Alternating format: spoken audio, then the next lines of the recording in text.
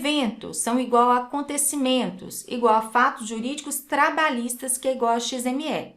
Então, todo acontecimento, óbito no trabalho, o óbito mesmo de um funcionário, é um acontecimento, é um fato jurídico trabalhista e ele tem que ser enviado para o ambiente nacional do E-Social, e esse envio nós não vemos, não precisam te preocupar. Você vai estar lá dentro do seu sistema do departamento pessoal e ele foi preparado para o layout do E-Social, ele converte para uma linguagem chamada XML, que é uma linguagem mais acessível. Vamos lá, por falar em eventos, falar em acontecimentos, quais são esses acontecimentos? Nós temos aqui, na verdade, 4.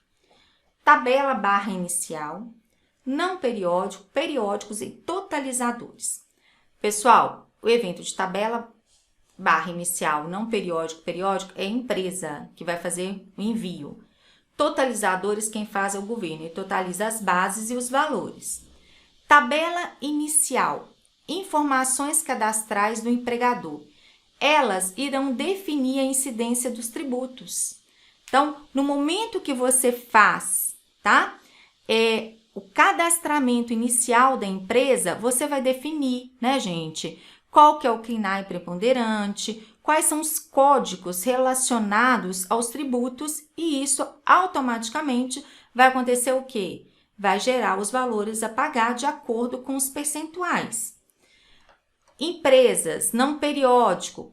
Como que a empresa manda o não periódico? O que é um evento não periódico? Então, o tabelas é cadastro, vem aqui, cadastro do empregador e tabelas. Não periódico, também pela empresa. Informações que irão depender da relação trabalhador versus empregado. Portanto, não existe prazo certo para ocorrer. Afastamento, tem prazo certo para ocorrer? Não. Porém, se ocorrer, existe prazo certo de envio de acordo com o manual. Então, aconteceu esses eventos, quando eles acontecerem, eu tenho que verificar no manual qual é o prazo de entrega. Por exemplo, acidente de trabalho com óbito, envio imediato. Tá? Acidente de trabalho sem óbito, primeiro dia útil. Eu tenho, por exemplo, eventos de folha. A princípio, gente, está lá para a gente até o dia 7. Até a implantação do E-Social ficou para o dia 15, postergou. Eu tenho que respeitar, tá? Mas isso aqui já está lá no periódico. Agora vamos lá no não periódico, tá, gente? Esse exemplo da folha é para cá, ó, no periódico. Vamos lá num outro não periódico que nós temos. Licença maternidade, tá? É um evento não periódico. Periódico, o que é um evento periódico? Acontecem periodicamente, possuem prazo certo de envio, ou seja, até o dia 7. Aí nós vamos lembrar que em notícias no portal, esse prazo foi alterado, vem aqui comigo, ele foi alterado por enquanto até o dia 15, tá? Depois ele volta para o dia 7. Totalizadores. Governo, ocorre a soma das bases de cálculo dos tributos, assim como os valores correspondentes aos mesmos. Cabe ressaltar que os valores serão apurados pelo governo. Então, totalização, nós não colocamos à mão. Quem faz isso é o governo. Então, vem aqui comigo. Exemplo de tabelas, cadastro. Exemplo de não periódico, admissões, afastamentos e desligamentos. Periódico, aquilo que acontece periodicamente, folha de pagamento. Totalizadores. Da base e dos valores. Totalizador da base dos tributos. Vamos completar aqui. Dos tributos. Da base de cálculo dos tributos. E dos valores dos tributos. Da mesma forma. André, eu tenho muita dificuldade para definir o que é um evento periódico e não periódico. Por exemplo, a empresa que eu trabalho, ela é uma empresa que ela tem admissão e demissão todo mês. Então, esse é um evento periódico? Não. Vamos agora para ficar mais fácil para vocês. Imagine um indivíduo, para a gente analisar o que é periódico, o que é não periódico. Por exemplo, todo mês ele recebe o salário? Sim, então acontece periodicamente. Todo mês ele entra de férias? Não. Todo mês ele afasta? Não. Todo mês ele tem licença maternidade? Esse indivíduo? Não. Então, gente, vocês podem observar aquilo que acontece periodicamente em relação ao indivíduo ou aquilo que acontece o que, gente? Esporadicamente. Aquilo que acontece esporadicamente nós chamamos de evento não periódico. Então, falamos dos eventos, né, que são acontecimentos, né, que são fatos, na verdade, fatos jurídicos trabalhistas. Agora vamos entender aqui a transmissão. Lembram que nós falamos que utilizamos o certificado 2 vezes? Nós utilizamos o certificado para transmitir os eventos e para a assinatura lá dos documentos, não é isso? Transmissão do evento, validação dos eventos enviados ao Ambiente Nacional do E-Social. Então, nós pegamos o nosso sistema que é terceirizado, departamento pessoal, imagina que você tenha lá o Alterdata, que você tem o domínio, né, que você tem lá, esqueci, Mastermark, né, imagina que você tem um desses sistemas.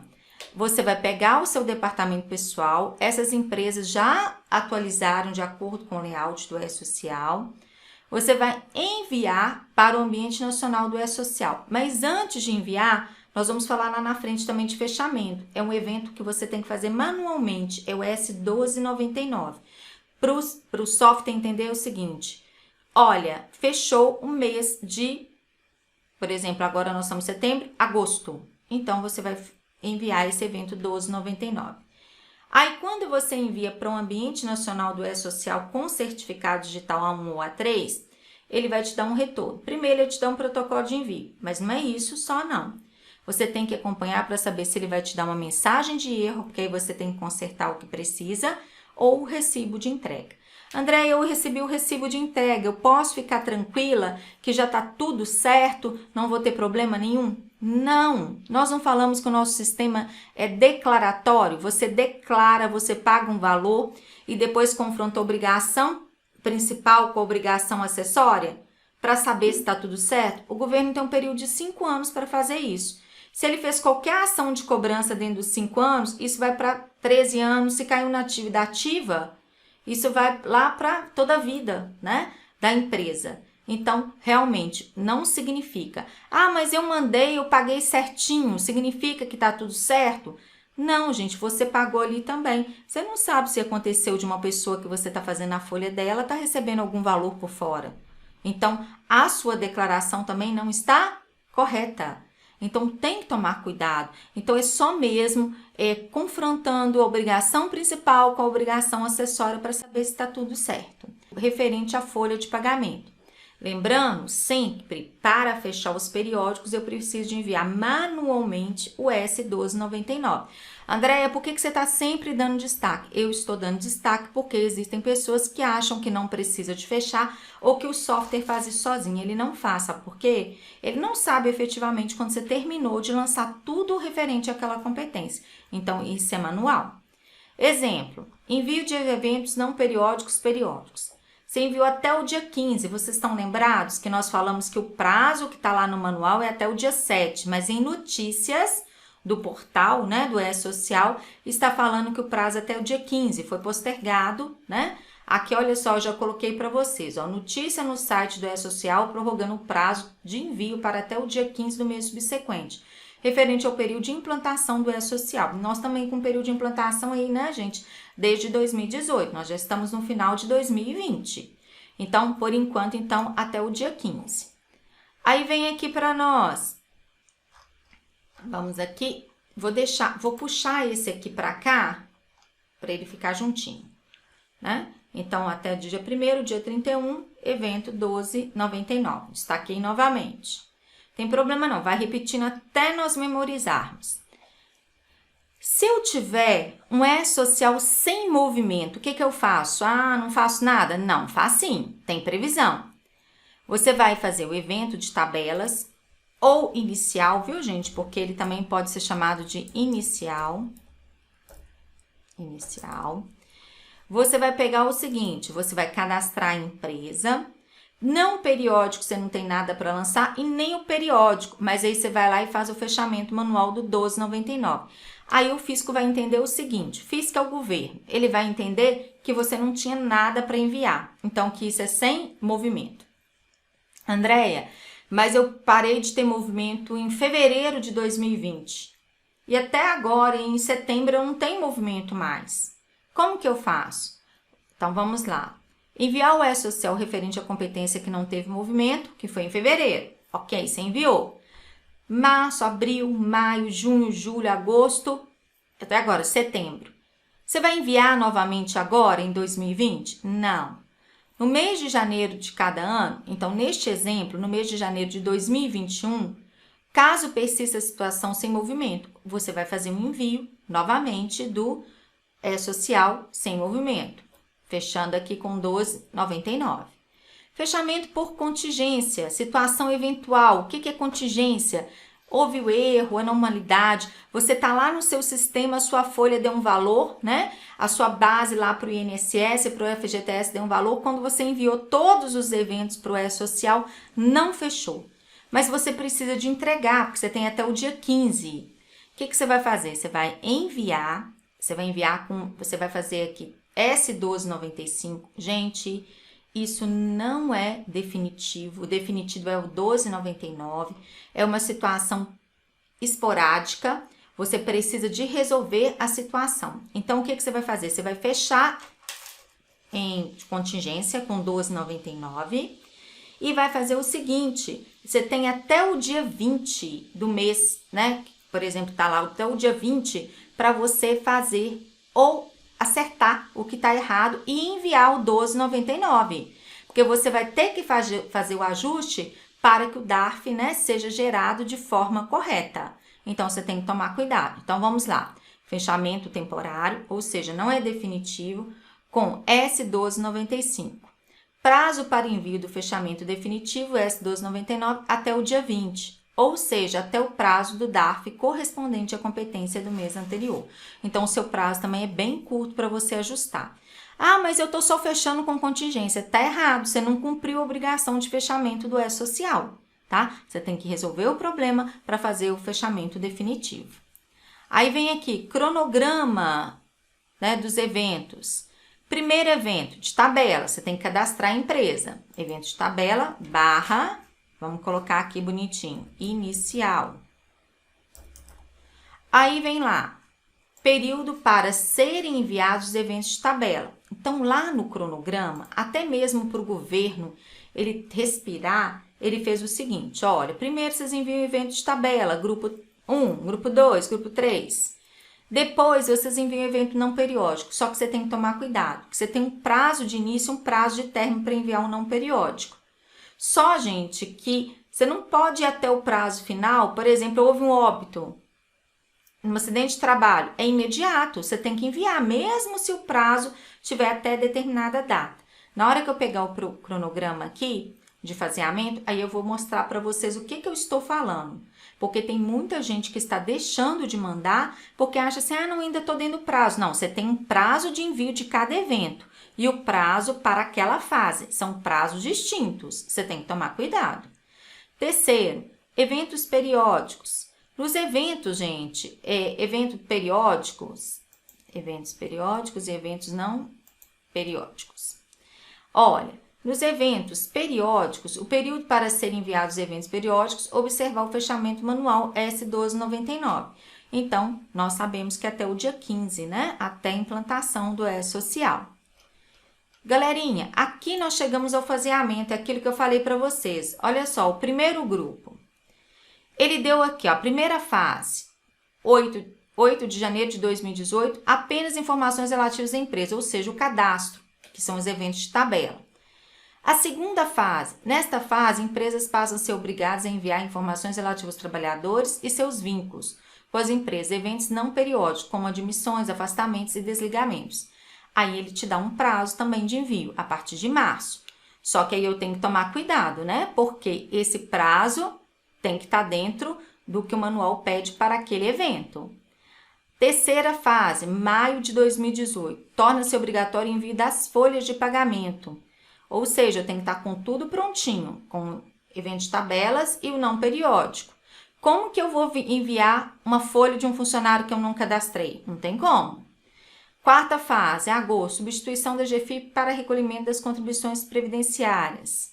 Aí vem para nós a definir substituição da GFIP para recolhimento do FGTS. Fase 5, a definir. Na última fase deverão ser enviados os dados de segurança e saúde no trabalho. Também esse cronograma tá novinho aqui, tá, gente? Ele é de 3 de setembro de 2020 e foi postergado novamente a entrega da saúde e segurança no trabalho, tá? Que é muito importante também. E aí vocês teriam que ter, né, gente, no caso aí uma clínica da confiança de vocês para estar fazendo. Bem, olhamos o cronograma de faseamento do grupo 1, mas são 6 grupos. Vamos olhar dos outros grupos também? Olha só. O grupo 2, entidades empresariais com faturamento no ano de 2016 até 78 milhões. O primeiro grupo acima de 78 milhões em 2016. E esse aqui é até. Aí ele fala aqui, primeiro vai começar com eventos de tabelas, depois com os eventos não periódicos, né? Aí ele agora fala aqui, torna-se obrigatório o envio da folha de pagamento, agora com eventos periódicos. Então, tabelas, não periódicos e periódicos. Depois ele fala da substituição da GFIP, né, na parte da Previdência e da GFIP na parte das contribuições previdenciárias ligadas, né, aqui ao FGTS, tá, gente? Aqui, ó, substituição, tá, para recolhimento do FGTS. E também saúde e segurança do trabalho está definido. Se o primeiro grupo ainda está definido, o segundo com certeza estaria também. Aí vem aqui para nós, terceiro grupo, ele fala o seguinte, empregadores optantes pelo Simples Nacional, que é a grande maioria das empresas, né, 90% das nossas empresas EPP e ME, que são microempresa e empresa de pequeno porte. Empregadores, pessoa física, exceto doméstico, produtor rural, pessoa física e entidades sem fins lucrativos. A primeira fase, que foi a tabela, o cadastro, foi a partir de 10 de janeiro de 2019. A segunda, que é referente aos eventos não periódicos, a partir de 10 de abril de 2019. E aqui, torna-se obrigatório dos periódicos que a Folha está a definir. GFIP, também recolhimento da Previdência, está a definir. GFIP, recolhimento do FGTS, a definir. E segurança e saúde no trabalho.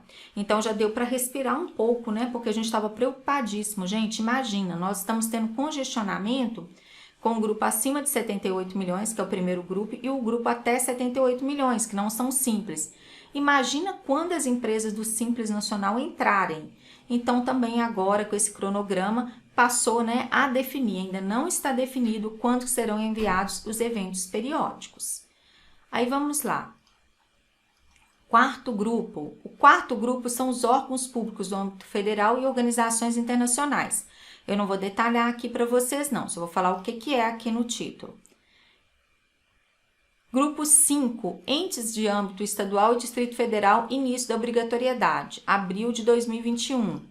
E o grupo 6. Entes públicos do âmbito municipal, as comissões polinacionais e os consórcios públicos, início de obrigatoriedade, novembro de 2021. Então, gente aqui falou dos órgãos públicos também, que eles também estarão obrigados. Na verdade, quem não está obrigado à entrega do Simples? A única coisa que a gente vê no manual que está dispensado é a empresa optante pelo MEI, tá? MEI sem empregados, porque se ele tiver empregado, também tem que fazer a entrega do social. Então, não está dispensado. Então, galerinha, aqui nós fechamos a parte do social. Então, eu fiz um breve comentário com vocês, fiz um resumão de toda uma teoria do social que é extremamente aplicável na nossa prática e que a gente muitas vezes, né, por estar naquela rotina, na operacionalidade, nós não nos atentamos. E é algo que vai nos ajudar a melhorar a qualidade da obrigação acessória.